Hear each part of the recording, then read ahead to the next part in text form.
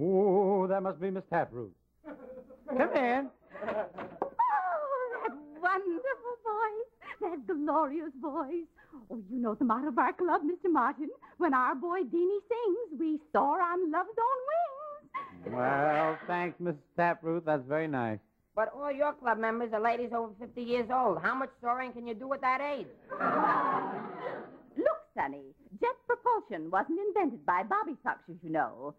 Tell me, Mrs. Taproot, did you listen in on last Sunday's radio show? Oh, yes. And when our club members heard your voice, it's just miraculous. Well, what do you mean, miraculous? Oh, before you got halfway through your first song, Mrs. Crabtree's neuralgia in her leg went completely away. Well, that's me, Dean Martin, Boy Mayo Clinic. And then there's Mrs. Blabola. She weighs 240 pounds. Mrs. Blabola's our literary member. Oh, she reads a lot, huh?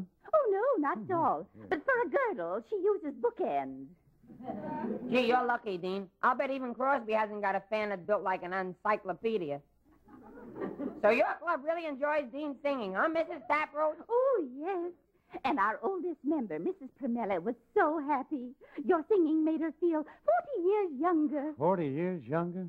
Yes. If you'd sung a second chorus, she'd have backed all the way out of her old age benefits. Oh. Yep, from Margaret O'Brien to Marjorie Main, when Deanie sings, they feel no pain. Jerry, stop ad-libbing. That was a poem by Gerald Lewis, age 2, who doesn't know any better. Well, Mrs. Taproot, I'm glad my voice seems to help your members out. Oh, yes. And since you did such wonders for Mrs. Crabtree's neuralgia, I was wondering if you could do anything about the water on my knee. Go ahead, Dean. Sing Cruising Down the River and hope for the best. One thing I never quite understood, Mrs. Taproot, why didn't your fan club pick on one of the older singers? Well, you know, Mr. Martin, before our club switched over to you, we were fans of Nelson Eddy. You know, with his shortening bread and water boy. What made you change to me? Well, we were tired of bread and water. We wanted meat and potatoes.